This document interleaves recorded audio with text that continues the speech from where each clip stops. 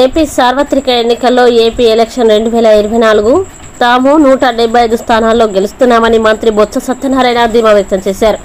June 9న విశాఖపట్నంలో జగన్ ముఖ్యమంత్రిగా ప్రమాణ స్వీకారం చేస్తున్నారని ఉద్ఘాటించారు. విజయనగరం జిల్లాలో మరోసారి 9కి 9 గెలుస్తున్నామని ధీమా వ్యక్తం చేశారు. తాము గత ఎన్నికల్లో ఇచ్చిన హామీల కన్నా ఎక్కువగానే అమలు చేశామని తెలిపారు. వృద్ధులకి పింఛన్లు ఇవ్వొద్దని లేఖ రాసి వారి ప్రాణాలని టీడీపీ పొట్టన పెట్టుకుందని ఆరోపించారు. ధనవంతులు బలవంతులు డబ్బున్న వారే చంద్రబాబుకు కావాలని విమర్శించారు. 8 ప్రాంతాల్లో వైసీపీ అరాచకాలు చేస్తే మిగతా చోట్ల ఎవరు చేశారని ప్రశ్నించారు. ఈ ప్రాంతాల్లో పోలీసు ఉన్నతాధికారులని బదిలీ చేశారు. అక్కడే హింసాత్మక ఘటనలు జరిగాయన్నారు. టెక్లీలు టీడీపీ నాయకులు వైసీపీ ఏజెంట్లపై దాడి చేశారని మండిపడ్డారు. టీడీపీ అధినేత ఎన్నికలైన దగ్గర నుంచి కనబడడం లేదని, ఆయన ఎక్కడున్నారో ఎవరికీ తెలియదని ఎద్దేవా చేశారు. జనసేన అధినేత పవన్ కళ్యాణ్ ఎక్కడికి వెళ్లాడో కూడా తెలియదని మంత్రి బొత్స సత్యనారాయణ పేర్కొన్నారు. ఆర్థిక పరిస్థితి మెరుగుపడమే కాకుండా సమాజంలో సంఘంలో ఒక గౌరవాన్ని కూడా ప్రతి సామాన్య పౌరుడికి వచ్చింది. ముఖ్యంగా మహిళలకి పెద్ద ఎత్తున అభిమానాన్ని గత ప్రభుత్వంలో చంపుకునే పరిస్థితులు ఉండేవి. ఇప్పుడు వాళ్ళకి ఆ పరిస్థితులు లేకుండా ఆత్మాభిమానం పెంపొందించుకుంటూ వారి పిల్లల్ని చక్కగా చదివించుకునే పరిస్థితులతో పాటు వారి విధానంలో కూడా మార్పులు వచ్చాయి. ఇది మాటల్లో కాదు, ఏ సూచిక తీసుకున్నా అన్ని సూచికలు కూడా ఇంతకుముందు దేశంలో 17, 18, 19 స్థానాలు ఉన్న జీడిపి కానీ పర్ క్యాపిటల్ ఇన్కమ్ కానీ ఏదో పావర్టీలో ఉన్న రిలేషన్ కానీ అన్నీ కూడా ఇప్పుడు 3, 4, 5 స్థానాల్లోకి రాష్ట్రం రావడం అనేది గొప్ప పరిణామం, గర్వకారణం కూడా రాష్ట్రానికి. ముఖ్యంగా ఇంట్లో విద్య, వైద్యం ఈ రెండు ఒక మార్పులు తీసుకొచ్చాం, పెద్ద మార్పులు తీసుకొచ్చాం, విప్లవాత్మకమైన మార్పుల్ని, రిఫార్మ్స్ జరిగినాయి. ఆ రిఫార్మ్స్ మామూలు రిఫార్మ్స్ కాదు, అవి రెవల్యూషనరీ రిఫార్మ్స్ అవి జరుగుతున్నాయి. అవి కొనసాగాలంటే అలాగే జరుగుతున్న 5 సంవత్సరాల పరిపాలనని చూసి ఈ విధానాలు కొనసాగాలంటే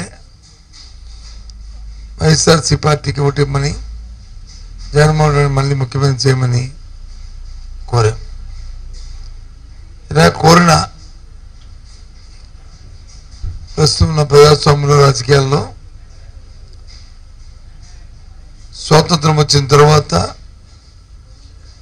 మొట్టమొదటి పార్టీ, మొట్టమొదటి వ్యక్తి జగన్మోహన్ రెడ్డి, వైఎస్ఆర్సీ పార్టీ. ఇందులో సందేహం లేదు.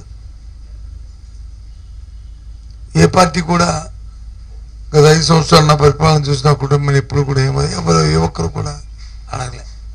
కానీ ఈనాడు మేము అడిగాం, చెప్పాం. ఇకపోతే విజయనగరం జిల్లాలో ఏదైతే గత ఎన్నికల్లో 9 స్థానాలకి 9 స్థానాలు కూడా ఎరస్టోర్ విజయనగరంలో మా పార్టీకి విజయం చేకూర్చారు. మళ్ళీ కూడా అదే విశ్వాసంతో ఈసారి కూడా గెలిపిస్తారనే దృఢ నమ్మకంతో ఉన్నాం. 5 సంవత్సరాలు ఈ జిల్లాలో ఉన్న ఏ అవసరం, ప్రజలకి అవసరాలు తీర్చాం. విద్యాపరంగా కానీ, వైద్యపరంగా కానీ, సంక్షేమ కార్యక్రమాల్లో దళాలు లేకుండా, మధ్యవర్తులు లేకుండా, అవినీతి లేకుండా అన్ని కార్యక్రమాలు చేశాం. అదే నమ్మకంతో మళ్ళీ 9 స్థానాలు వస్తాయని ఒక దృఢ విశ్వాసంతో ఉన్నాం. ప్రజలు కూడా పెద్ద ఎత్తున మాకు ఓటును కూడా ఇచ్చారు.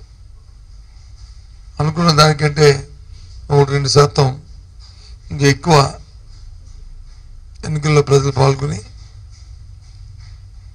పార్టీ పట్ల, జగన్మోహన్ రెడ్డి గారి పట్ల, మా పార్టీ అభ్యర్థుల పట్ల మా పట్ల అందరూ కూడా ఎంతో నమ్మకం ఉంచారు, ఆశీర్వదించారు.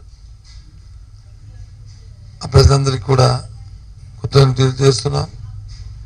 అలాగే పార్టీ కార్యకర్తలు కూడా జిల్లా వ్యాప్తంగా చిన్న పెద్ద అని కాకుండా అందరూ కలిసికట్టుగా ఒకే మాట మీద మళ్ళీ జగన్మోహన్ రెడ్డి గారు ముఖ్యమంత్రి అవ్వాలి,